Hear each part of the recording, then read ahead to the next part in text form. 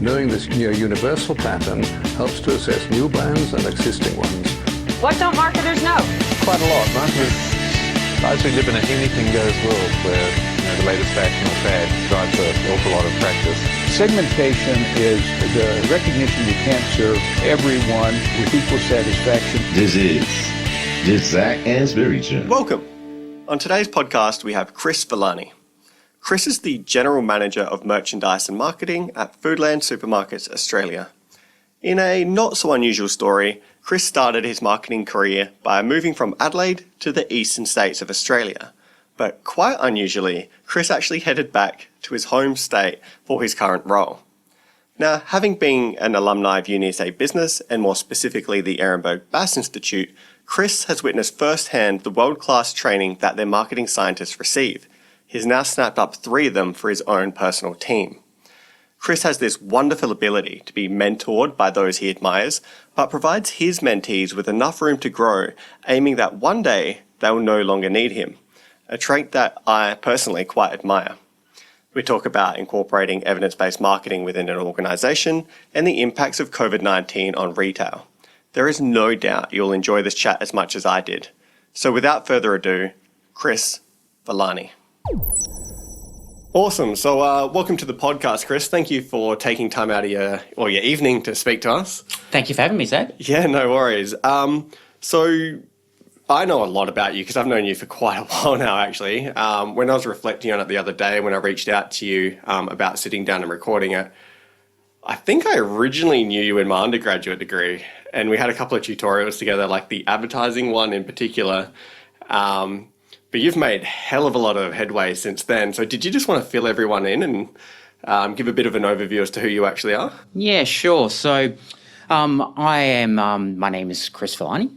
I'm currently the General Manager of Marketing and Merchandise at Foodland. Now, to your point before, we certainly have a long history. I think we've probably known each other for a decade now, and that's What's that? as you get older, you really do kind of look back and you look at all your previous experiences, and I guess you are the sum of your previous experience. But who would have thought, in that advertising tutorial 10 years later, we would be sitting in potentially the same building, actually, just talking about our career to date. So look, I went to uni at the University of South Australia.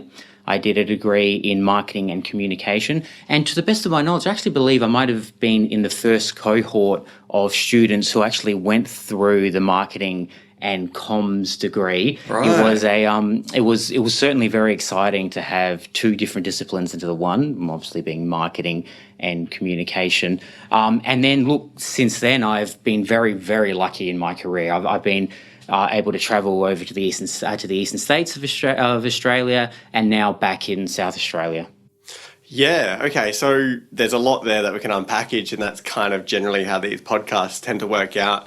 We sort of start on what you say and then we kind of build on it. So with your undergraduate degree, you're one of the first people to go through it, the combination of marketing and communications. How did you find those 2 complemented each other? Yeah, look, really well. It's, as I said, it was one of the first allotment of students to go through that. So didn't really know what to expect. One of the things that I actually really did enjoy was that half of it was here at the University of South Australia, City West, and the other half was at McGill. And I actually quite like that. Even though they were 2 very diverse campuses, to get to one, to get to the other wasn't as simple as it might seem. I actually quite like the lush greenery of McGill, and then you kind of go to the concrete jungle that is City West. But it was a really nice contrast, and it was such a creative space at McGill, and it's such a creative space here as well. But the communication courses really did blend quite well with the marketing courses, and that's essentially one of the reasons why I did decide to go down that path. Yeah, so I never had that experience to the McGill campus in my undergrad, and then I saw it once. I lived in Newton for a little bit, and I went to the gym there.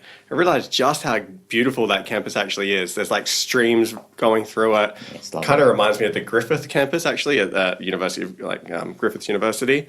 And this is a lot more of a concrete jungle. But our previous DVC, so Marie Wilson, Andrew is now taking over, Andrew Beer. She did quite a good job of really transforming this campus. Yeah, you know what, I have to say, it looks really different. I don't get back here as often I would like, but when I do come back to the City West campus, it changes all the time. It changes all the time, but that's good, right? Yeah. Progress is just fantastic. It's actually just commenting as I was walking in here, just the colour of the building has actually changed as well, and it's just fascinating how much that can actually change the look and the feel of something. Yeah, because they had exactly that problem where, you know, students were coming onto campus, they were doing a lecture, and then maybe they'd have 2 or 3 hours between a lecture and a tute, and they wouldn't want to stick around, so they wouldn't come to the tute or they wouldn't come to the lecture. And they really needed to build a culture here, a nice, warm environment. So where the library used to be, there's now like what they call, it's like a student hub.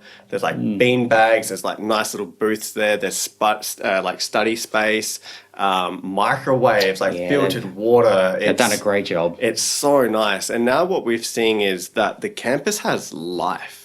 Yeah. Like you can tell when students are here and you can't tell when they're not. Whereas I couldn't really tell the difference before. You know, and I think you're spot on. Absolutely right. Look, when I love my university life. Like I used to hang around the university after my lectures and tutorials, and that was fantastic. But I look now at what they've done, and it's completely different. It is just complete. It's almost like you can live on campus. Really, it's just everything that you need. Yeah. It's here. Yeah, I'm quite envious of the students today. I often, when did they start? Last week, and then the week before especially, we have a whole bunch of new students come through and they've never been on campus. So you see them looking at the signs and looking at their phone, and I often stop and I say, oh, look, like, do you need any help finding the building? It's like, oh, I'm looking for, GK 217. You're like, all right, if you go down there, give them directions.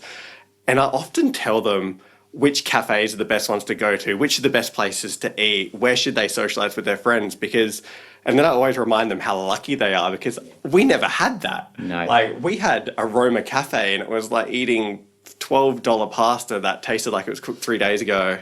I actually quite liked the Roma. that was one of the hangouts. But we didn't have options back in the day. Exactly. We had this is what you're getting, and you're going to like it. Although having said that, we probably shouldn't complain too much because the facilities were more than adequate at the time. They absolutely were. Yeah. Now I suppose they're a little bit more spoiled now they are. Now they are. And of course, a lot's happened on the west side of the campus. You have the SAMRI build across there. You have the two other research Adelaide Uni's moved down this side. Absolutely. SAMRI 2. It's actually become a bit of a medical hub, Yeah. that side of North Terrace, and it's just absolutely amazing. But then I look at Hindley Street, and as much of a reputation as Hindley Street does have, Hindley Street when we were at uni compared to now is completely different. So different. Especially this side of Hindley Street, especially this side. Yeah. I'm sure it's still as fun as it was back in the day, but maybe there's a little bit of different fun. Well, it kind of changes as soon as you hit that Morfett Street bridge. And there's actually a bit of a petition. So David Lloyd, who's the Vice Chancellor at the moment, so it would have been Peter Hoyer when you were here, he was really petitioning, I don't know whether it would be the City Council or the Premier, I can't remember which one, but to change the name, and the traders wanted as well. Apparently the Hindley Street traders wanted as well, to keep Hindley Street between King William and Morfett Street, and then from Morfett Street to West Terrace, rename it like University Boulevard. That's or right. Potentially like after some sort of Aboriginal cultural significance, or someone of educational significance perhaps. And I was fully supportive of it because the culture changes as soon as you walk across that bridge. Yeah, no, it does, and I think it's a real positive thing, and it is now this side of Hindley Street feels like a student hub. Yeah, it feels like once you cross that bridge, it feels like you're entering student territory, which is a really nice feel. And I was just dumbfounded by the library too. I've only actually been in the new library a couple times, but now that is just so big. It's actually off-located. Yeah. Like that still just blows my mind when I think about that. I used to hang out a lot in the library back in the day, but it certainly wasn't as large as it is now. Yeah, well, the old library is now office buildings, and the new library, the Jeffrey Smart building, is beautiful. They're knocking down, not the building that we're in, not the one across that, but the one across from that. They're knocking that down, and then the old building that's next to that, and they're building a huge complex there. Yeah, right. And what they're doing is they're actually moving everyone from McGill to this campus. So UniSA doesn't own McGill. Yeah, right. So they lease that space, is my understanding anyway. And but COVID's obviously set back the university finances, like all the university finances at the moment. Not just us, I mean, University of Melbourne, all of them, international students. And so that this will become even bigger, way more of a student hub. And we're offloading City East as well at some point. Yeah. Everything will be here. That's a little bit of a sidetrack. So you did your university here, you experienced the old bachelor's degree life. I did. And now you are off into industry. So you pretty much moved straight away to Sydney, didn't you? Was that right? Pretty much, yes. So after I finished, I was just reflecting before, I think I've been graduated now for, a decade, which is just absolutely flown by. So after I graduated, I did take a little bit of I guess you can say, a gap year. And I did some travel, which was fantastic, just to go out and see the world a little bit. Yeah. And then I came back to Adelaide and thought, well, I have this degree. What am I going to do with it now? And I decided to move to Sydney. I got offered a job over in Sydney, one that I'd applied for, and I took the plunge and went. Yeah. Was that the job with, what was it, Pollinate? Pollinate, yeah. So it was a research executive role. Yep. I have no idea what that actually means. Did you want to explain it to everyone? Sure. So probably before I talk about the move to Sydney, I should probably take a step back and talk about my undergrad degree. Mm-hmm. So while doing my undergrad degree at university, I was very lucky to secure a role as firstly a research assistant and then a research associate at the Ehrenberg Bass Institute. Now, this was an amazing experience for me. It opened up a whole lot of doors, and I look back at everything that has happened in my life, and that was probably the key enabler. I think a lot of the things that happen to me right now, I go back to that period in time and thinking, you know what, look how lucky I was that I got to step foot into the Ehrenberg Bass Institute and be a research assistant and then a research associate. So in my capacity as a research assistant, and I guess more so as an associate, it was about research. So it was about conducting market research, or in some cases academic research as well. So my background was essentially in research. That's all I had really known at that point once I had graduated my university degree. So I wanted a research job. So research jobs were relatively difficult to come by in Adelaide, at least at the time. So I knew, look, chances are Sydney, Melbourne, probably going to be more opportunities there. I should go and have a look. So this opportunity at a market research agency called Pollinate came up, which is an agency based in Surrey Hills in Sydney. Very, very lovely agency. Went over there. I'd actually never been to Sydney before. The first time I'd set foot in Sydney was for the job interview. Wow. I'd always just been a Melbourne person. I'd always just gone to Melbourne. Yeah. So I thought that would be a really exciting opportunity to not only get out of the state of South Australia and explore this country of ours, but in particular to do it in a brand new agency. So in my role as research executive, I was essentially doing what I'd previously been doing, and that was market research. Okay. And as luck would have it, my project was working on the brand tracker for the University of Sydney. So I was kind of still involved in the university sector, and it kind of felt like a nice pair of jeans. Like it felt right because I was familiar with the university setup. I was familiar with the different departments within a university and how they work, and that was a really fun experience in my life. That's a good fit for you, actually. Yeah, it was. It was. Would have been a smoother transition. Absolutely. University of Sydney. So I think they're part of the G8. They are. So you know, people who don't understand the G8 system within Australia, it's basically the oldest prestigious universities. For those of you who are listening at home, there's kind of the G7 and then quite a bit of a gap, and then the G8 is Adelaide Uni, which is one of the reasons that there was that potential proposed merger talk between them and us, which has apparently got reignited again recently. Yeah, it did, but yeah, we'll see. So you did, you applied the skills that you learned at the Institute to Pollinate, and then you ended up moving to a senior strategic insights role.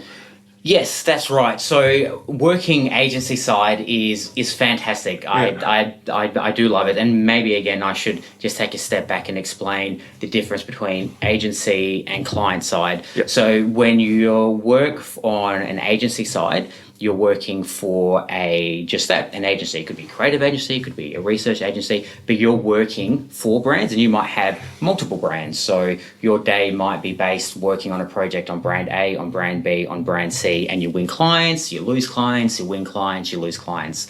On client side, that's where you work for one of those brands, and every single day it is your responsibility to help that brand. So they're quite diverse. I found certainly agency side is certainly very fast paced because you're typically working on a lot of different brands. Agency side is you require a different level of skill set and certainly different levels of leadership and attitude, especially to navigate stuff from within a single organization. So I wanted to test myself and go agency side. So I wanted to focus my attention on just a single brand or a single product, or in this case, a single destination, which was Destination New South Wales, which is also known as Tourism New South Wales. That had a bit of a branding change. And working for the tourism board was probably as fun as it sounds. It was just it does sound good. I've been incredibly lucky in my career, and I used to go to work every day in the Rocks. I used to look out the office window and see the Opera House and the Sydney Harbour Bridge, and it was just just spectacular. It was absolutely amazing. We're all thinking that we feel incredibly sad and sorry for you. That you had to take one for the team and put yourself through that. That's right. Look, but it certainly it certainly was a tough gig. Yeah. But it really did have its perks. It really did have its perks. Okay, so on like the client side of things, you mentioned managing multiple brands, and how did you kind of because they'd be in different categories and potentially international as well. Yeah. How did you kind of manage to pull your head into different directions within the same day, I suppose? Yeah, it's quite a difficult one. So every industry or every category is going to be different. So in tourism, there are three large segments. There's intrastate, so that's traveling within the state. There's interstate, so travelling within Australia but in different states. And then there's international, so that's travelling from other countries into, well, in this case, New South Wales. So each three of those segments were quite different. Obviously, the demographics were different because people in different countries are different to people in Australia. People in New South Wales might be a little bit different to people in the rest of Australia, what they're looking for, how they can actually get to you. So you're absolutely right. So it might be in the morning, you might have focused your attention on the international side of things. In the afternoon, you had to focus on intra, and then in the later afternoon, you had to focus on interstate. And you really did have to just shift your gear and shift your mind into another gear to say, I'm going to focus all my attention on this, and this is what I know about the international travellers. And then you had to stop. You had to do that again for the intrastate and then the interstate. And in many respects, that's kind of what marketing is about. It's about these little chunks of knowledge and you just whipping them down and saying, this is what I know about this and this is what I'm going to focus on, and then changing it to that one and then changing it to that one, and not trying to get mixed up in the event. Yeah, it sounds like you kind of require a lot of like time management skills as well. So if you have three competing interests for your time in that role, to not become overly excited about maybe international travel and neglect some of the others. Yeah, absolutely. You had to. There was certainly a large financial side of things, so you had to know how big the prize was, how big the pie was. And of course you needed love and attention to all of them, but they would all require their own little strategies. And you had to make sure that you were focusing your attention on the things that absolutely mattered the most. Yeah, sounds good. And now you've returned to South Australia. I have, yes. So how did you manage to transition back from Sydney to South Australia and then end up in this role? So I didn't actually go from Sydney back to Adelaide. I went to Sydney to Melbourne. Oh, really? So I did have that. Yeah, no, look, it was a very brief stint in Melbourne. So I worked for another marketing agency there called TNS. Again, had a fantastic time. I was probably in Melbourne for around 6 months, I want to say. loved my time in Melbourne. It was just time for me to come home. Yeah. So from Melbourne, I went to Adelaide. And as I said, Adelaide was home. And I always knew I wanted to come back to Adelaide, despite all the fun I'd been having in Sydney and Melbourne. The decision to come back was a relatively straightforward one to me. But then when I got back to Adelaide, I was having a look at the market, and the Adelaide market, at least at the time, it was quite interesting, because I, at that point in time, probably had about 5 years of experience, essentially all based in insights and research.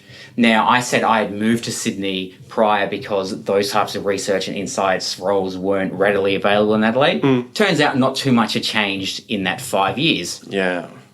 So I knew that I either had to apply my skill set into a different area and move a little bit sideways, which I was more than happy to do, or I would just have to wait it out and be lucky for something to come up.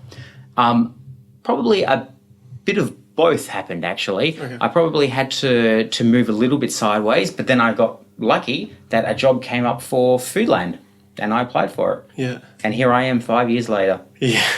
So what was the actual role at the time? I was first employed as a market analyst.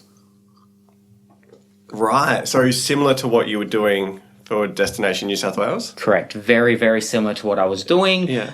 Probably more looking at a lot of more financial data than I previously was, but still looking at consumer data, still looking at marketing data. Yeah.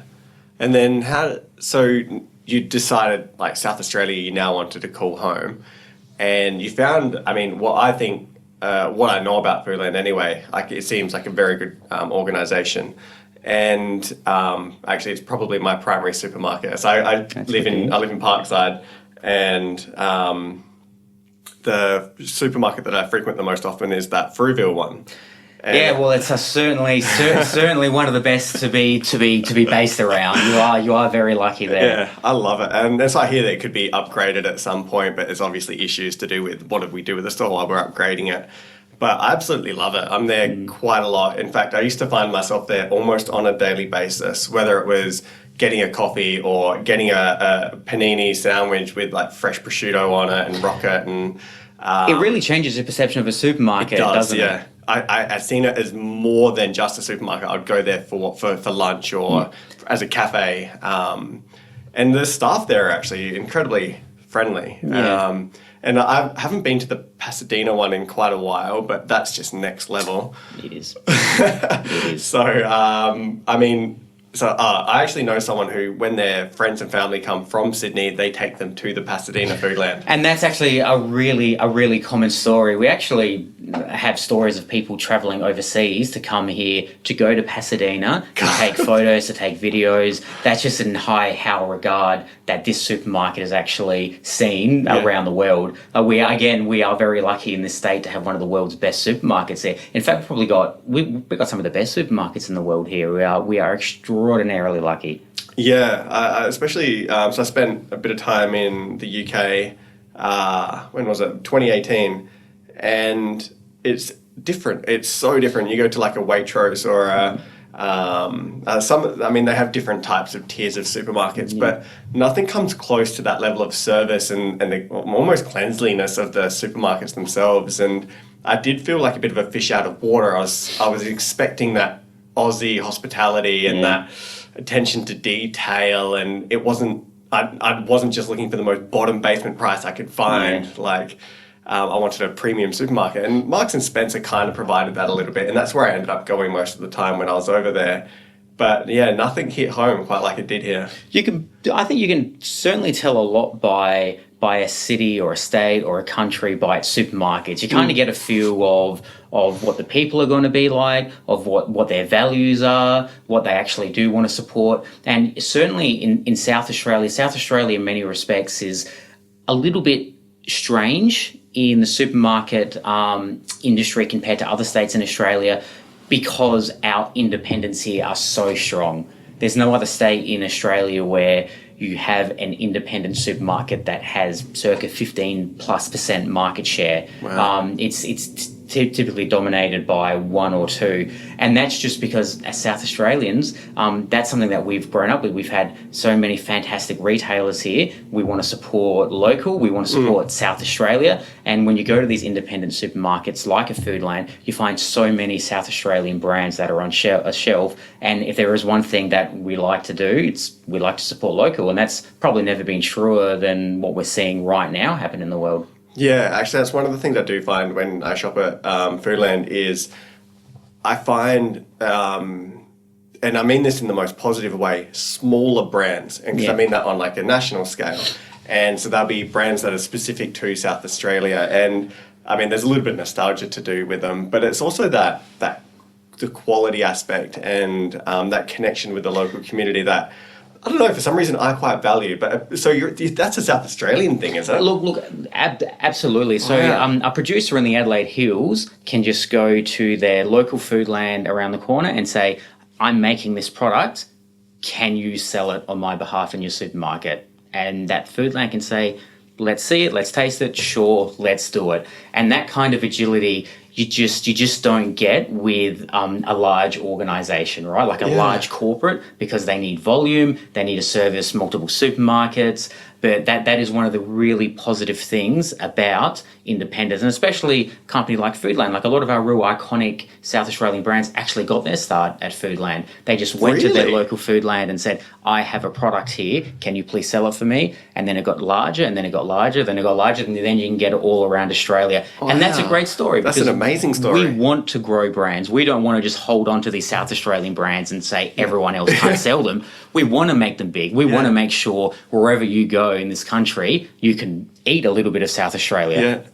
Wow, I had no idea. So is that simple, right? So if someone had a product that they think is commercially viable, how would they reach out to Foodland to propose pitching it to you? Like, how does that process work? It really does. It really does vary. A lot of producers in the areas have a relationship with the store manager or just someone who actually works at the store. That's how community-minded, the stores actually are. They actually are integrated within their community hub. Wow.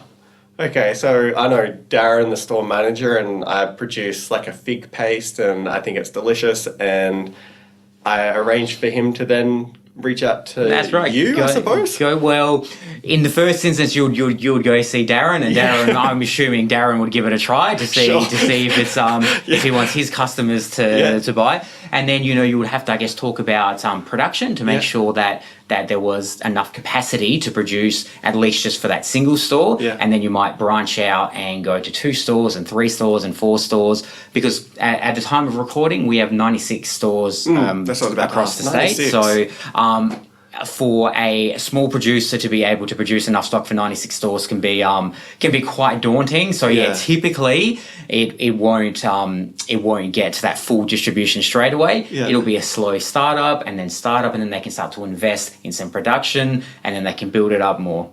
Right. And does Foodland, because you're so community orientated, because let's say this is Carol, hypothetically, who has this delicious fig paste, and Darren's tried it, he really likes it. But Carol doesn't know anything about packaging and mass producing or turning it into a commercial product. Does Foodland actually have programs to help people to do that? Look, absolutely we can. Yeah, look, absolutely we can. And you're absolutely right with what you say. We have a lot of real passionate primary producers. We have a lot of real passionate manufacturers here, and they're doing their absolute most to produce this food. But when it comes to marketing, they might need a little bit of assistance, and that's where stores or even us as a head office can lend some help there. What might work, what has worked in the past. That's unbelievable. I love that. Yeah, no, it is. And you know what? It is working for Foodland. Yeah. It generally feels like you're working for the good guys. Yeah. And that the good guys being the nice guys, the guys that are there just to help their local community. Yeah. And it is such a good feeling to know that you're a pretty important part of the ecosystem of the state. Yeah. I mean, I've always naturally in a capitalist society, like monopolies are not great. So you don't want to have one player that has too much of a stronghold. And then duopolies aren't that much better. No. And that's why I think, I've always sort of tried to support Foodland as much as I can, because, they're not obviously as sometimes as physically available as the other guys. just to keep that third option in play. Because I think it does keep, in Australia anyway, I think it keeps Woolworths and Coles on edge. And, they kind of compete on margins and stuff like that. And I don't know, for some reason I like supporting it. Yeah, look, and you're right, it is important. I mean, just directly we employ around 6,000 plus in South Australians. So again, as part of the economy of South Australia, we're actually quite large. But then you think of all the secondary roles. So you think of all of those producers that are just getting their start, supporting them as well. And that really is because we are independent, and our independence allows us to be flexible and agile like that. Right. So which ones have I been to? Because I've been to a few of the Foodlands now. Does Foodland have a policy about self-service checkouts at all? Is there? Some of our stores do, some of our stores do not. So some of our stores, for example, talking about Frueville and Pasadena, they want to ensure that they're employing as many people as possible, so they do not have self-serve checkouts. And that's a choice that particular retailer, those owners make, and that's one that we support. If one of our retailers wants to do that, we think that's a fantastic initiative. Yeah, because I was just thinking when I was, I got my first job when I was legally able to, basically, which I think was 14 3/4 or something like that. And my job was stocking Big W shelves, and when I wasn't stocking Big W shelves, I was wiping them with white hand gloves, making sure they were clean and fixing up all the facings and stuff like that. And I was there for 8 years and 8 months, which is quite a long time. And then I've been here for almost 10 years now. So once I'm in a place, it's hard to get rid of me, basically. It's like termites or something.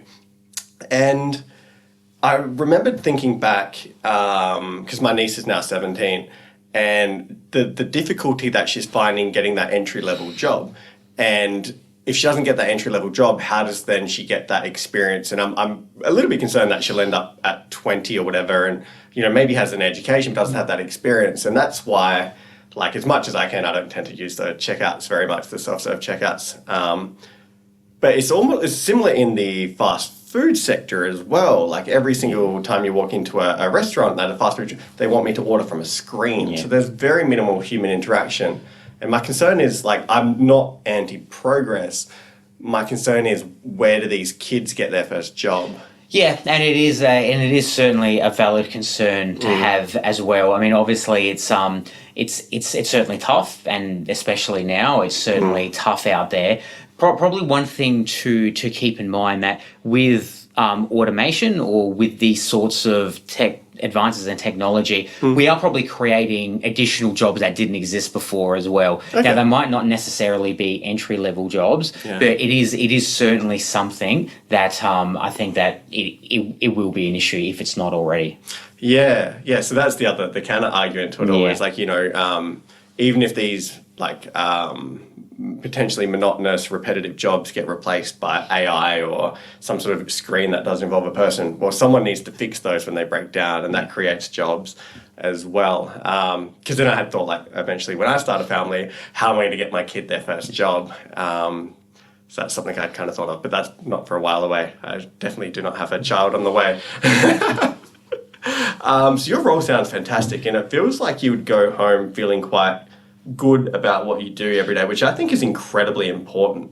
Is that one of the key factors that drove you to go to or drew you to Foodland? 100%, and I certainly go home feeling tired, but I certainly do go home feeling a sense of accomplishment and also a sense of contributing to the fabric of this state.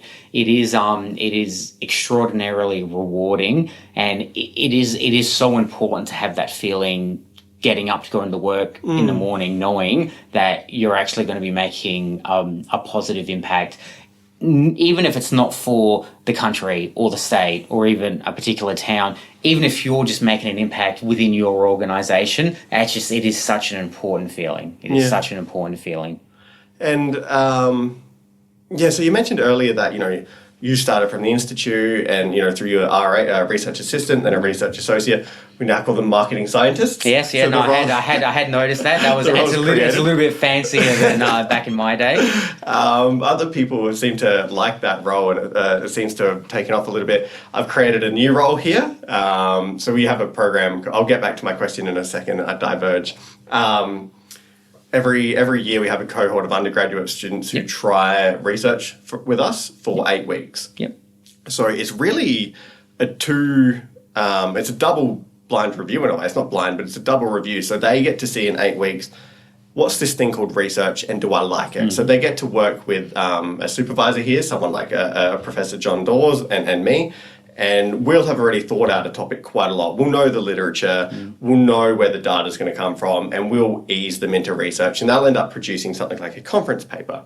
And then so they can see, do I like research? And then we can also then screen out candidates before they get to a 2-year master's degree and see, do we actually like this candidate? Do we like their attitude? And are they capable of doing a master's? Because we no longer have honours. And so we used to always call them, or they were called, summer vacation scholars. That's right. And we've always discouraged we think of them as employees to refer to themselves as students. So we have marketing scientists who just happen to be doing a master's by research. And we have senior marketing scientists who just happen to be doing a PhD. So their primary role is actually their job and the way they're contributing to the world, and they're getting a research education aside. So I've invested that into this summer vacation program. So we don't call them summer vacation students anymore. We call them summer vacation scientists. I think that's I think that's actually a really good call as well, because I guess there's not necessarily a negative stigma with being a student, but when you call yourself a student, you see yourself in a certain way, or others see yourself in a certain way. But having kind of grown up at the Ehrenberg Bass Institute, you're anything but a student. Anything but. It's vastly different being here. It is. And I didn't realise just as much until not only had I started to go to, in junior PhD year, you go to, they call them doctoral colloquiums, if I'm even saying it right. And it's basically the other PhD students from the other universities. You'll congregate, talk about your research. It's a good networking opportunity. And you hear about sometimes the lack of opportunities that they get. Sometimes they can't even tutor courses. This is something our master's students do. And the PhD students aren't doing it. I was running a course after I'd finished, running a postgrad course after, and then I was doing research for like multinational organizations. I alluded before the fact that I feel incredibly lucky to have started at the Ehrenberg Bass Institute. It's probably not until now that I've been working outside the institute for probably around 8 years or 7 years now, where I just realised the profound impact that the institute has actually had on not only my professional career but also my development as well. I still constantly talk about the Ehrenberg Bass Institute on a daily basis, not in an obsessive way, but just because everything that I had learned while I was here, without a doubt, I apply every single day of my professional life. The mentors that I had here taught me something that I still apply every single day in my life. And it's probably not until you just stop and you just reflect and you think, you know what, I probably didn't actually appreciate or at least know what an amazing opportunity it was until you don't actually have that anymore on a daily basis. And I'm absolutely much more rounded as not only as a marketer, but I think as a professional from having been here. I think it certainly toughens you up, which I think is a really good thing. And it really prepares you for the real marketing world as well. And one of the things it really does do, even if you're not a big fan of research and academia, it really taught me how to frame an argument. And that is so important. Right. It is so important. Yeah. I hadn't actually I had before, but I hadn't thought about it from that perspective in terms of framing an argument. Because what I find in similar experience, and it doesn't necessarily have to be about marketing or anything work-related, the level of thinking, and I tell this to especially as that you get from, just doing an extra research degree and higher degree by research, you're forced to articulate your arguments. and to counterbalance different people's arguments to form your own opinion.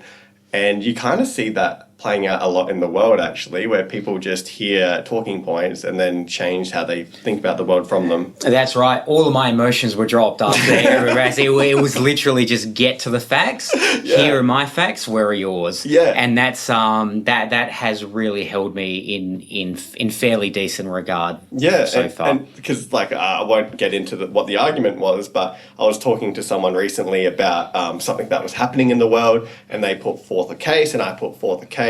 And when they had said something that they had said was a fact, and I said, well, where does that fact come from, and what the evidence was behind it? And I said, it's actually the evidence behind the talking point fact was actually not very strong at all. It was an anecdotal story, really.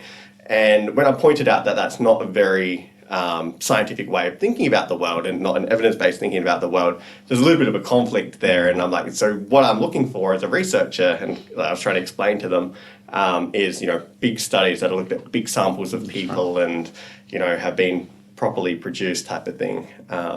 Changes your way of thinking about the world. It does. No, look, it really does. And I'm actually quite fortunate that in my current marketing team, I actually have some graduates of the Aaron Bass Institute, which is a really nice thing. Yeah, I've noticed that. So, is there a reason that you would not drawn to, but why you decided to recruit more people from the institute as opposed to looking outside? So I think the first thing that I should say is they got employed because they are brilliant in their absolute own right. So they were all of them are very strong candidates. They ticked all the boxes, and I think that's one of the things that the institute does extraordinarily well, is that it actually does make people work ready. Yeah. You can get someone who thinks a similar way to you, which isn't always a good thing, by the way. Sometimes it's always good to be challenged. But one of the things that I do reinforce to the team a bit is the fact that we are lucky that we kind of got grown up and brought up with the laws of growth and marketing science. And I think we take for granted the fact that if you're not living it and breathing it every day, it can be quite difficult to comprehend and also apply. And the fact that I have a team of marketers who know it like the back of their hand is just an absolutely fantastic thing. And it makes my job very easy, and they make me look very good. That's what you want. That's right. Bring That's on right. board to make you look good. It's good to hear that they're doing quite well. They are. Because I know about Nicole Richards and PJ Tan. Yep. Am I missing someone? And Regan. Oh, of course. Yes. Yeah, of course. She's the newest one, isn't she? Yes. Yes. Yeah, I completely forgot that she'd... Yeah. Yeah, so both of them are all three of them, wonderful people. Brilliant. Yep. Out of all of them, I probably spent more time with Nicole, because Regan she was a research assistant with us, so she was she sat downstairs, and research assistants they come to the networking events and whatnot, but you don't see them as much. But Nicole I got to know quite well. Wonderful girl. Yeah. Is she doing well? Yeah, she's doing extraordinarily well. And one of the really good things certainly about leading people, and at this point in my career that I am, I absolutely love seeing people develop. And Nicole has been in my team now for, I should know this, probably about 2 years. I was about to say, I think it's about 2. And the growth I've seen within her in those 2 years has just been extraordinary. I've seen her, I still remember the day that I interviewed her. That day to where she is now, it has been absolutely amazing. She's come in leaps and bounds, and that's as a manager, as a leader, that is just so fantastic to see. And she is the future of marketing, and that's really nice for me to help shape that. Yeah. I suppose that is a little bit of a credit to you as well. If you're in an environment that doesn't allow you to develop, or a leader who's not allowing you to develop, then that's not a great thing. So you've obviously created a nice culture for them to do that. Look, I certainly like to think so. And again, I'm very lucky because I have a great marketing team. I also have a great merchandise team who are very experienced. And again, the growth and development I've seen of them has been fantastic. And I'm only doing what was allowed to me. my 5 years at Foodland, I've been able to grow and develop so much myself, not only as a marketer, but as a business leader. And it has just been absolutely amazing. Wow. So one of the things that I think is quite interesting because is trying to give people a bit of an insight as to that, making that difficult leap of moving from I have a undergraduate marketing degree to then getting that entry level role. And we have PJ, we have Nicole, and we have Regan. All three of them have made that leap successfully.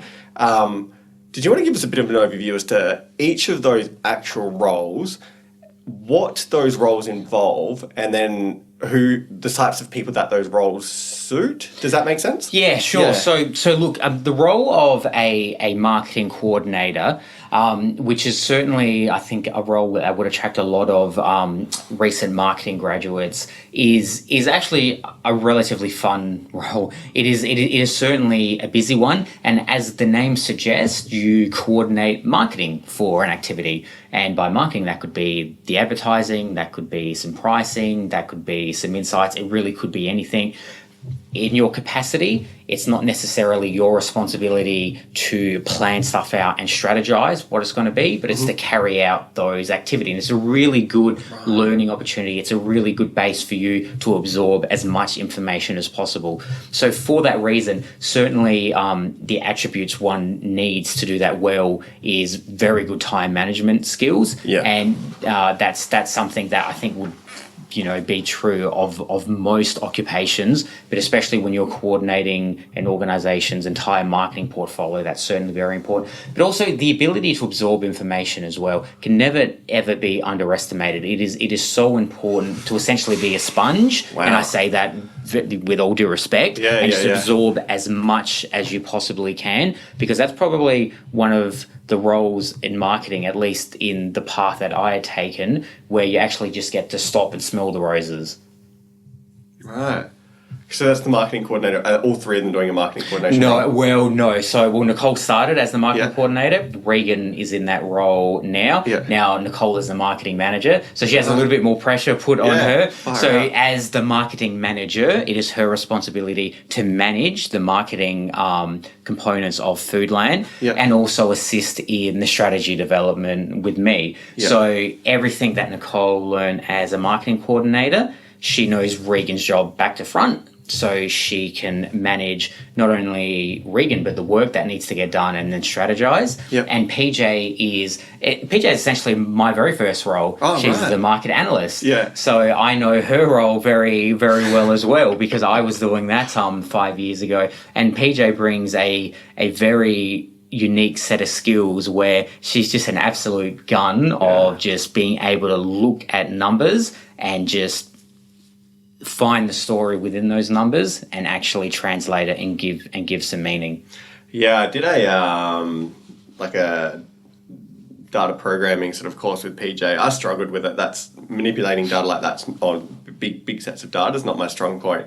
PJ picked it up like a fish in water. Yeah. It was bloody insane. All of a sudden she's like done these assignments. She's getting HDs on them and I'm sitting back struggling, like, give me the results, I can interpret them and I can manipulate small data and get the patterns and stuff. But she was a little bit next level. So you picked up someone, obviously you know that already. Look, it's nice to have someone in your team who you can just give something to and they can just do it. Yeah. And that's PJ. So as part of your role with them and then obviously the merchandise team as well, do you consider your role to be, you have this leadership role, but do you consider it to have some sort of mentorship as well?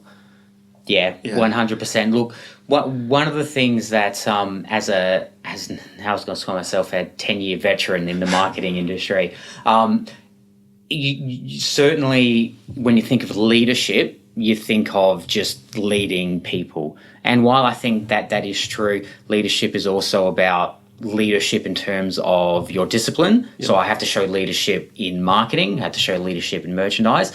I also need to show leadership with people and management, and also leadership in terms of business leadership and what's best for the business. So as one of those pillars in leading people, I need to essentially make myself available to my team. And as silly as this sounds, my goal is to make each one of my team be able to do my job. Like, I need them nipping at my heels because I need to develop them to make sure that I'm upskilling them, and that if I am not there, they can just go ahead and do it. Yeah. It's a really good way of thinking, actually. And what month are we in now? I think it might be the September podcast that will be released soon. So we're recording this in August. Is with Professor Sharon Rundle-Teely. So she's the Director of Social at Griffith University, which is a social marketing. And so she has this organisation now. I think there are about 46 or so people. And she said something that was quite similar to what you just said, which was my role was to make this centre run without me. Yep. And that sounds very similar to what you were saying. Is like, I want my people to be able to be nipping at my heels. And I know it doesn't sound very very well. It doesn't sound like that's something that one would say about themselves and their role. Yeah. But this is really about developing others. It's really about looking after the business, and it is really about leadership. So it is really important to not feel threatened in that regard, and look at your team as an asset, and want them to be the best that they can. Yeah, I actually think that's such a healthy way of looking at it for you internally as well, to not be like, I better make sure these guys are good but not too good because I don't want them gunning for my position, and then also making sure that they can get the most development that they want. That's right. And look, one of the great pleasures in life is seeing people that you have mentored go on and do bigger and better things. Like, they're not my children, but they kind of feel like your children in many respects. And I know that's the case. That's the case here. I mean, we're sitting at City West, and my first mentor office is not too far from here. Yeah. And I know that she looks at me with a great sense of pride because she knew me all the way back when, and she's seen how far I've come. Yeah. Yeah, I think I know who you're talking about. I think you hold a little special place there. Yeah. Chris, for sure. Yeah. Whenever she speaks about you quite often, and like you can just tell like there's this little sparkle in her eyes. It's like, which is always quite nice. So so that was your first mentor? Have mentors played a bit of a role in your life?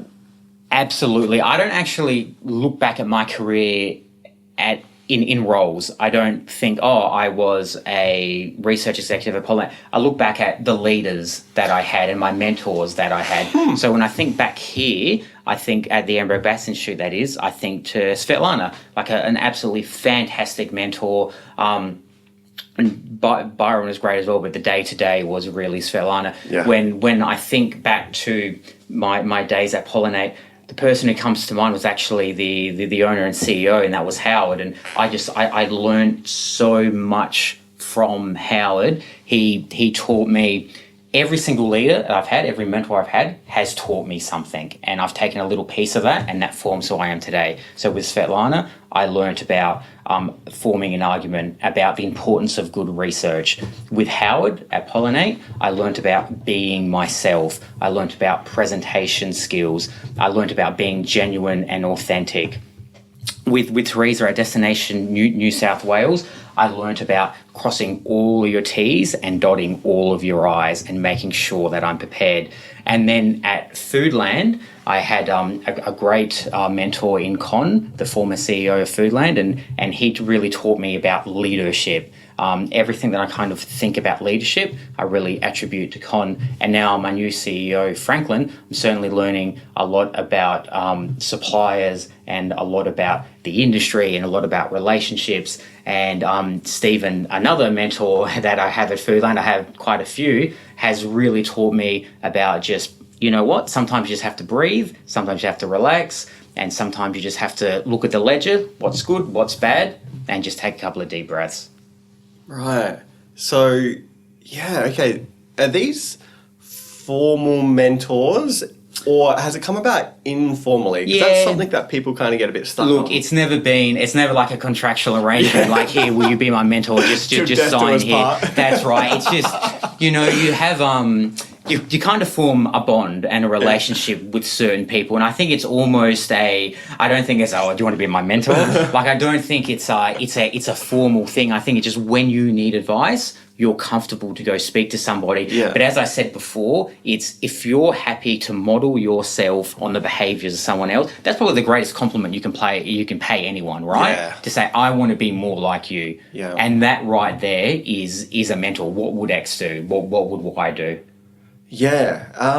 And that's something that, like, I keep finding this theme going through as well, which is I don't know whether you'd refer to it as the good old days where it would be like, excuse me, whoever your boss seems to be or someone you admire at the time, will you be my mentor? And there's this sort of formal like proposal and then formal acceptance and then, bonded for life or whatever.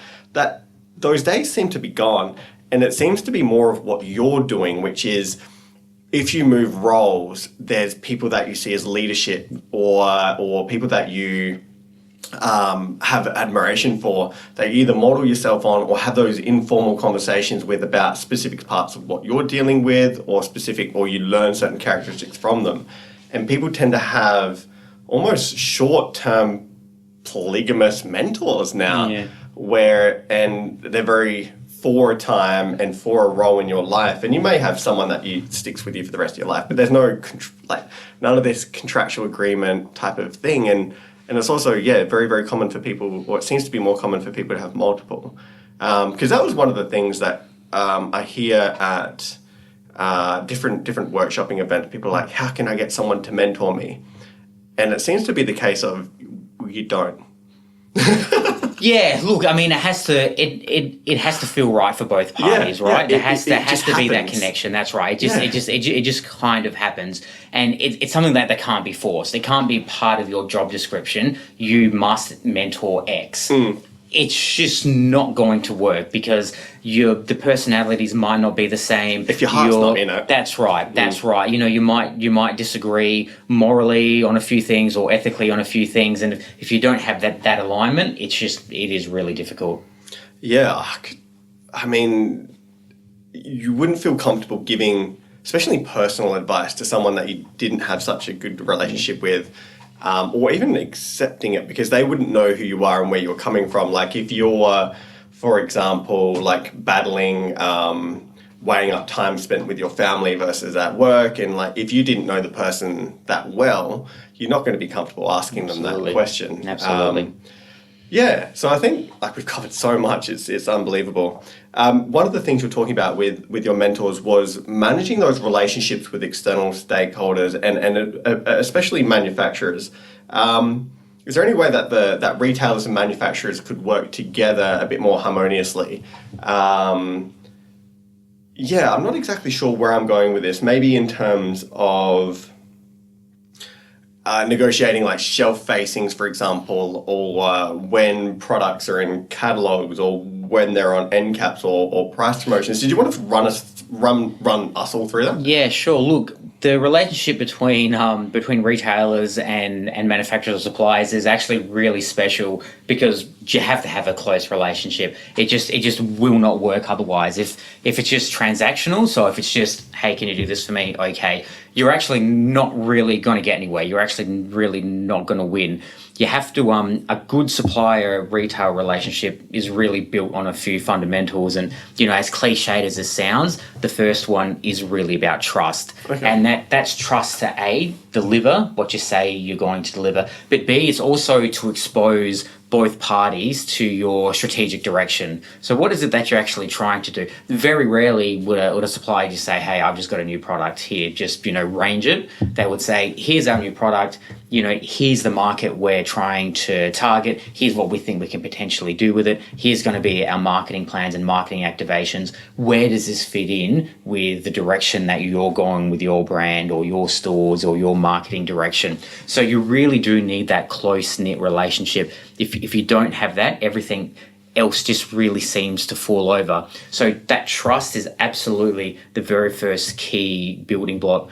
Then probably on top of that, you need essentially a track record to deliver, and that's really built on trust. I mean, if you're constantly not being able to deliver on what you spoke about, say, in a joint business plan. So a joint business plan is when you would get together and say, we want to achieve X, Y, Z. So you might say, I want, this many facings, or I want market share of blah, blah, blah. If you can't deliver on that, then again, that relationship that both the retailer and the supplier, the manufacturer has, starts to get a little bit rocky, because if the return's not there, it does get difficult to continue to justify that. Yeah, okay. Because I'm not in industry, right? I'm an academic, but I come at it from that sort of view. It's so it is quite a collaborative relationship between the two. 100%. Yeah. It really does, and it needs to be strategic as well. So it can't just be tactical. It just can't be, hey, this week I want you to do this week I want to do that, next week I want to do this. It has to be, all right, for the next 2 to 3 years, here's what we're aiming to achieve. Let's kind of plant the flags in between, at every month, about how we're going to set the stepping stones to get there. Yeah. And it's quite a negotiation of almost equals, because I suppose if manufacturers know they need physical availability to sell their products, so they need to be within the stores, and being in 96 stores in South Australia is a good thing. And you guys benefit from having high quality, reliable suppliers of products that consumers know of and have been buying habitually for a long period of time. Because if you go to a store and they consistently don't have brands from your repertoire, you may incorporate a couple more, but you may eventually just start shopping somewhere else. So there is that sort of, that makes a lot of sense. So you've had a huge association with research through basically even your undergrad. You would have done like a market research course, and then all of those roles from research executive and research associate, and then even when you first moved to Foodland, all of those involved roles. And even on the client side, you've been analysing a lot of data and stuff. How does research play a role for you now, given you're not, I don't know, it seems like PJ directly deals with the data. How does research play a role with the decision making for Foodland? Every single day, data is used to make decisions. It's I know that sounds like an obvious thing, but especially in a discipline as broad as marketing, we use data points in each and every single decision that we make. And it's quite interesting when you first get into marketing. At least me, I won't speak on behalf of everyone. When you think of marketing, you think of advertising. At least that's what I did. That's what I thought marketing was. I thought marketing was simply just putting something on TV, putting something on the radio, and you're a marketer. What you soon realise is that, no, they're actually, like the 4 Ps of marketing. There's actually a whole lot. Advertising is just one component of marketing, and having that research as kind of what I call my base, that's kind of what I grew up on. That was my meat. When we talk about like a meat and potato, like that was like my main thing. That had opened my eyes up to what it actually does take to make effective decisions, to be able to look at a problem, to ask the right question, what needs to get solved, to understand what inputs you need, but then importantly to analyse the data that comes out of there and then tell that story. So it doesn't really matter whether we're talking about we're running a new campaign and we want to know what are the attributes that we want to link to Foodland, or if it's, hey, we want to open up a new store, whereabouts do we want to put it? Having that research background enables me to really ask the right questions, but also effectively answer it in the best way possible as well. Yeah, that's an unbelievable answer. Yeah, amazing. So, and building on what you were just saying in terms of like having the empirical analysis and then the evidence to support your decisions, they aid in that decision making for you. And you did your undergrad and then worked for the Ehrenberg Bass Institute. Have you ever had any issues with selling the how to put it, putting evidence-based marketing or selling marketing science within an organization, and then how do you actually overcome that? Yeah, look, this is a really good question, and I guess I was very, very naive in thinking that I would learn something and then I would say something and then everyone would believe me, almost like a disciple, right? Like I just left Adelaide and, went to Sydney, went to Melbourne, and I was just, spreading the gospel according to Byron. But I distinctly recall having a presentation. So every Friday we used to have a session where someone from the organisation would present on a passion project, or there's something they wanted the rest of the organisation to know about. Of course, I spoke about how brands grow, marketing science, because I just come from Adelaide. And I was like, this is going to be fantastic. I'm going to change the way people think about marketing. I'm going to change the way people see how the brands actually grow. So put all this time and effort, and I delivered what I thought was a fairly decent presentation. Had facts and evidence there, and I thought after that everyone would be cheering and lift me up in a chair and be like, "Whoa, yay, marketing science!" But no. It kind of, all right, everyone, let's get back to doing what we were normally doing. Yeah. And that was really disheartening for me as a young man to see, because it's this is kind of everything that I knew and everything that I believed in, and I really wanted to change people. Like I really wanted to change people. And it probably wasn't until I matured a little bit more to understand this is stuff that you just have to chip away at, because when you're, as I've said before, when I tell my team, we that have kind of grown up in the Amber Bass Institute have been around this kind of thinking day in, day out. If you're not around that thinking day in, day out, it's really easy for it to kind of go by the wayside. So just to kind of get into someone's face and say, everything that you know is wrong, here are the actual facts, is not an effective way to do it. So one of the things that you slowly do is just drip feed a little bit of information, especially at a board level. It's probably one of the most important things. You need buy-in from the top, because then you can get other people to slowly drip feed things down. So just kind of whacking everyone over the head with a whole bunch of information, I found wasn't the most effective tactic. Yeah. It certainly got more effective when it was just, let's go to the very top, let's drip feed some information, or actually, have you considered this? Or actually, if you have a look at the data, you might see it does X, Y, Z. And every month you might get another win, and then another win, and then another win, and then another win, and then before you know it, everyone knows the duplication of purchase law. Yeah, right. So, because you had buy-in and a lot of your team into the marketing science world, and whacking people with a whole bunch of data and stuff didn't work, and you said working your way from the top actually worked throughout the board. How did you go about doing that, though? Because that seems quite difficult, because these are people who don't have a marketing background. You may have someone who's purely about logistics or purely about finance or management or something like that. How did you go about then saying, hey, this marketing is not just this thing that you put on radio and television, but there's a science to it and the laws of how people behave. It's another really good question. It's another difficult one, because unfortunately I think sometimes marketers get a bit of a bad rap. I think sometimes we're seeing as the colouring in department, where I think people actually fully understand that as a marketer you can have a lot of direct input into your brand. There's actually science that does go behind it. And look, one of my key achievements in my career is that I've got at least Foodland and the Foodland board thinking more strategically about marketing. Now, how does one do that? And I guess every board will be different, because individuals are different. But as I said, it was just every time an opportunity came up, it was, here is a tiny bit of data.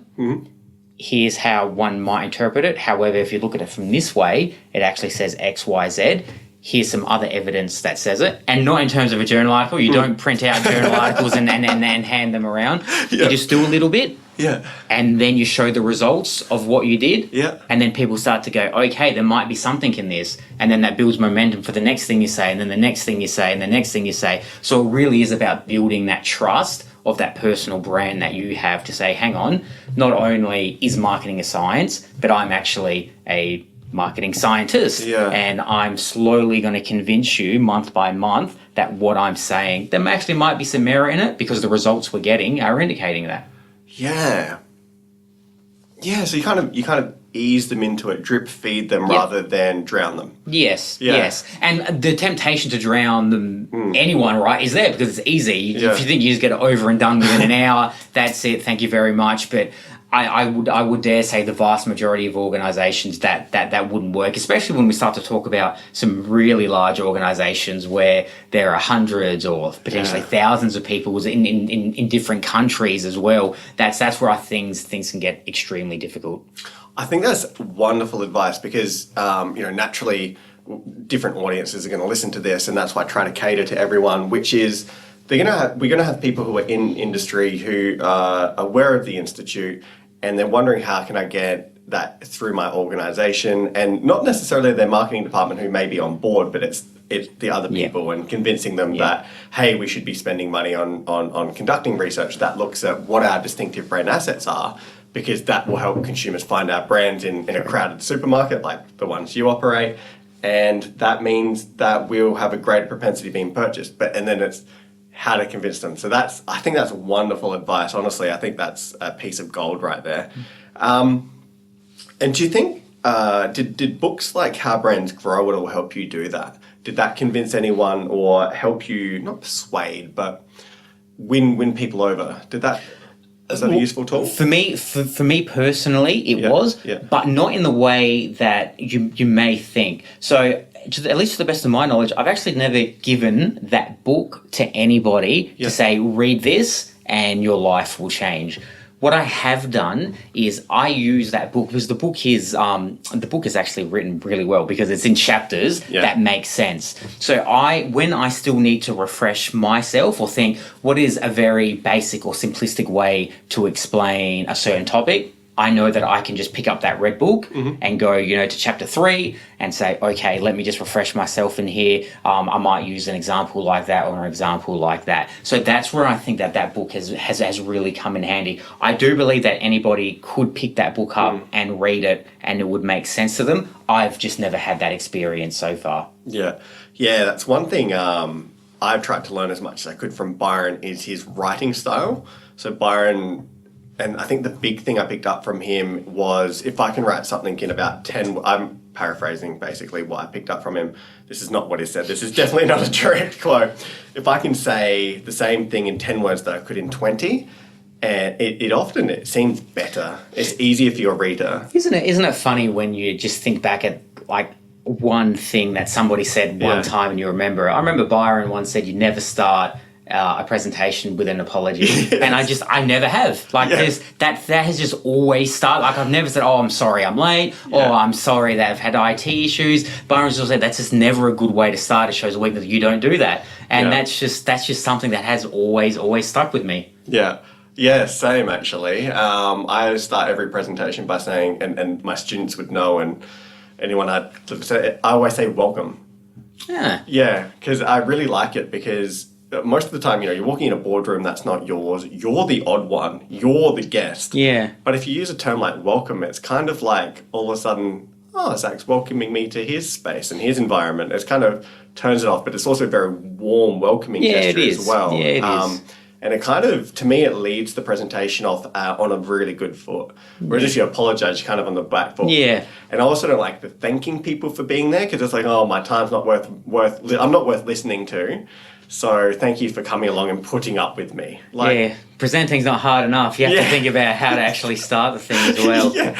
The first couple of minutes are always the hardest. That's for sure. Apart from How Brands Grow, has any other book really helped you? Probably a little bit late to the party, but I've recently reading Each of Greens, which I've thoroughly enjoyed. So it's an anthology of marketing. Just marketing insights. Like every chapter is a new insight, and that has been that's been really fantastic to read. I do like that. Yeah, shout out to you, Weimer, who. Yeah. So Weimer was one of the guests. I think it was episode 2 or something, maybe episode 3. I can't really remember. Really nice. I highly recommend the book. It is a really good read. He was wondering how I got sent a copy because of connections here, but it was difficult to find in Australia recently. Yeah. How did you get a copy?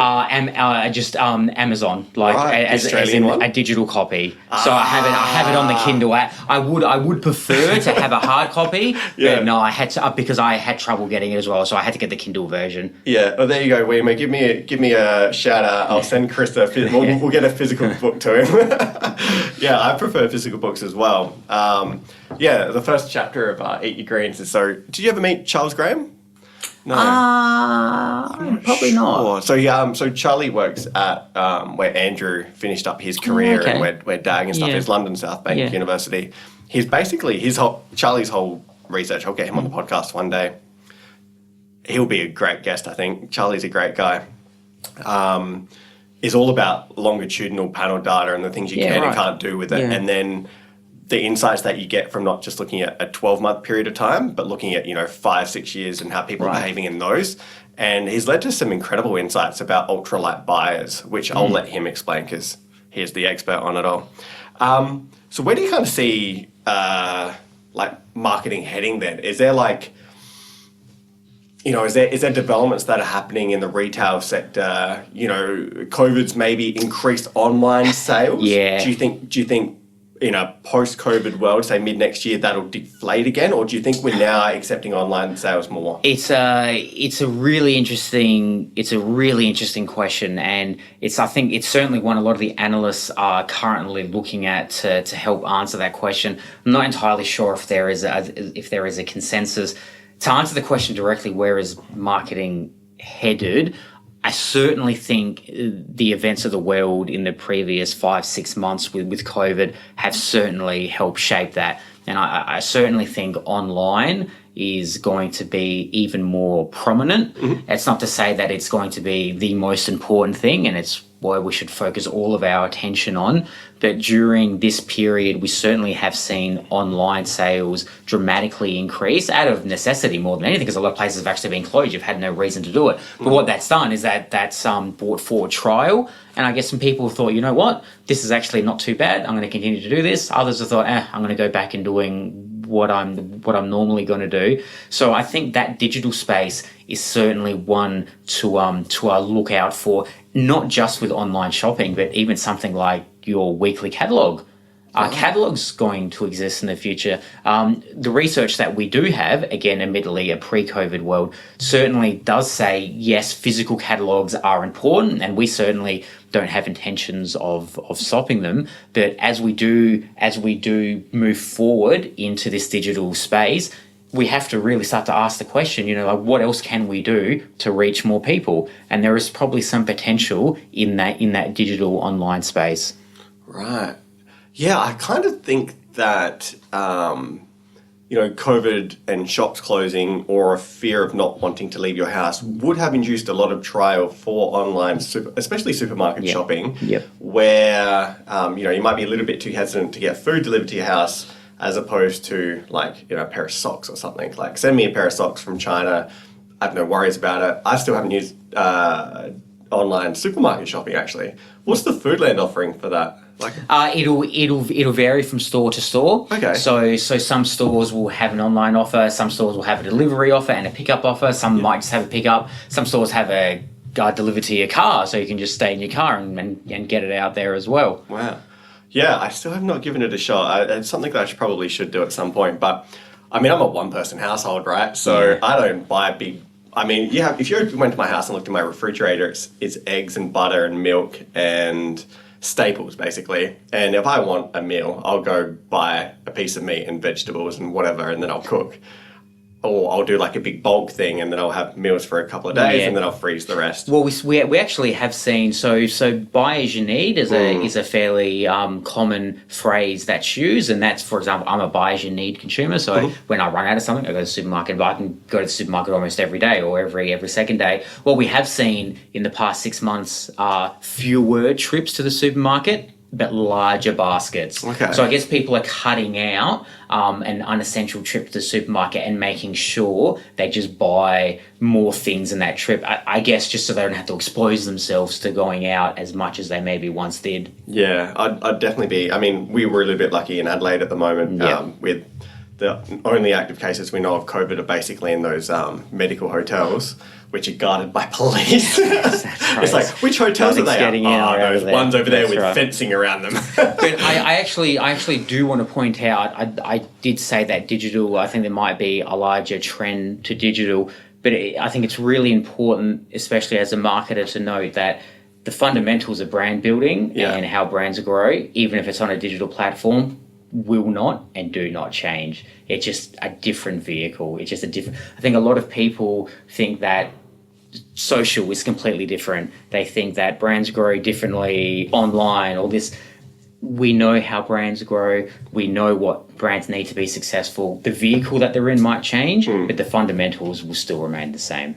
Yeah, actually, that's a really good point. So that people don't get, thinking it's easy to get carried away. It's really easy to get carried away and think that digital was something so vastly different to everything else in the marketing mix. Because let's not forget, there was a point in time when TV was new, right? Yeah. Where TV was competing with radio, and TV was supposed to be this brand new thing, and things we did things differently with it. It had a whole new medium in terms of visual component. That, as it really turns out, what you do on radio, you would probably do on TV as well, maybe just with the added component of some visual cues. Yeah. So it might just another channel that people use for a different version. Right. So it's like you've experienced quite a lot, and in different roles, different states even. Is there anything that you would point to and say, I'm super proud of that campaign, or I'm really, really quite chuffed with that achievement? Yeah, look, I think that... I did mention it briefly before. I think being able in my current role, and that's at Foodland, to demonstrate to the brand the power of marketing, and that marketing actually is a science. I'm very proud of that achievement. I think that is a fantastic thing to have done, because not only for myself, but I think for the brand long term as well, where now marketing is seen as an important department, whereas maybe once before it wasn't fully understood. Yep. Now I think it is fully understood. In terms of an actual campaign, I'll probably have to say that the very first ad campaign I did, and that was Great Food Lives Here, which I think was in 2015. Yeah, that's right. You probably hear it a lot at the footy as well. I do, yes. That was just really special, because, as I said, that was the first one that I did, and that really did ignite a lot of pride and passion back into the Foodland brand, which was really good. Yeah, so it had an internal effect as well. Absolutely. Yeah. And that really is the power of marketers. Yeah. It's not just about always consumer facing. It's the stuff that you can do internally as well, because getting alignment is so important. It's so important in any organization. So that is the tagline now, isn't it? It's no longer the Mighty South Aussies. Well, look, no, we still are. Look, the Mighty South Aussies has decades of history, so that's not going anywhere. But great food lives here is something that we have rolled out as well. Yeah. So you're going to change to green, your colour soon? No, I don't think so. No, I think there are a few colours we'll stick away from. Our current colour palette, though, is a bit of a nightmare for designers, just because the colours don't go too well with each other. But they are the state colours, so it's something that we have to respect. A lot of people think that it's the Crows colours, or we don't have to copy the Crows, but I can say they are the South Australian colours. Yeah, definitely is the South Australian colours. We've covered heaps. Thank you so much for spending the time. No, you're welcome. Thank you for having me. Insights are incredibly valuable. One thing that I typically try to lead off with two things, and the first one is, what would your advice be for young marketers, or just marketers in general? And then we'll go on to the final little bit of touch. Look, I think my first piece of advice for marketers, I probably have a few, and this is me looking back at my own career, and that is, I said it before, be a sponge. Absorb as much as you can, not only from marketing, but from finance, from the supply chain, from absolutely anywhere you can. Be a sponge and absorb, because as a marketer, we should really share the cup of knowledge, and we should be well-rounded and know that we're comfortable with our marketing decisions, but we have to understand what that means from a financial point of view, or what that might mean from an inventory point of view with supply chain. So it's really important just to absorb as much info as possible. The other one that I would say as well is just stop and smell the roses where you can. We don't have to be in such a rush all the time to kind of get to where you were to get to where you want to be. I've been incredibly lucky in my career. I've had some incredible people open some incredible doors for me, and that's certainly not lost. But I do kind of look back at my career and think, you know what? I have accelerated my career progression quite rapidly. I wonder if I did get more time to develop just as a marketer, where I would be now. I certainly don't regret anything, but some advice would be there is absolutely no rush to get to that place where you want to be. If you have a goal, that's fantastic. You don't need to achieve that tomorrow. Just relax, enjoy your time, absorb as much information as you can, and when you're ready, you'll be ready. Yeah, actually, that's some advice that I got from one of the guests. I won't mention who. After the podcast was something that I was given, which was don't be any sort of rush. Make sure that you're ready to progress when you're ready to progress, and become the best at the level that you're at before trying to proceed. That's right. Yeah. So it's really interesting that you say the same thing. And so I think that's quite useful. And the last thing that I like to get people to finish on is, do you have any sort of life mottos or any sort of life advice that you would give to people? It doesn't have to be marketing related. Something that maybe you live by, or something that you think people could incorporate in their life that would improve it. Look, to be honest with you, probably a couple of those other things that I just said before. Really just about learning as much as you can. Like, I don't think that I never see myself as a complete work of art. I'm constantly learning, and I would hate to see the day where I say, you know what, I'm done learning, I'm done absorbing information, I am complete. That's certainly a space I don't want to be. I always want to keep an open mind and continually learn new things, learn new skills, have my my beliefs and in many respects my values challenged as well, because I think that's certainly how we grow. And then the offshoot is, of course, to stop and smell the roses. I think that is important, but also just to have fun. Life is, again, as now I get older, it feels like time is going by quicker. I don't think it is. I think that time is the same 10 years ago as it was now. But it's just as you get older, you realise how precious little time you actually do have on Earth, and you really do have to enjoy every moment you have. I know it's the most cliched thing to say, but I think everyone probably over the age of 30 would say, yeah, you know what? I know what you mean. Yeah. There's a lot to that. That's wonderful. I think that lifelong learning is super important. Yeah. But to have fun along the ride, because life's short.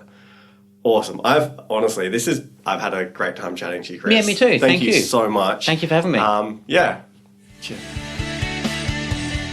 Hey guys, it's Zac Anesbury here with just a couple of quick reminders. If you've enjoyed today's podcast, then make sure you subscribe so you never miss an episode. There are plenty more interviews to come with some of the world's leading marketing academics and practitioners. You do not want to miss these. In the meantime, if you're looking for another way to connect, then follow me on Twitter at Zac Anesbury. That is ZACANESBURY for my take on the marketing issues of the day.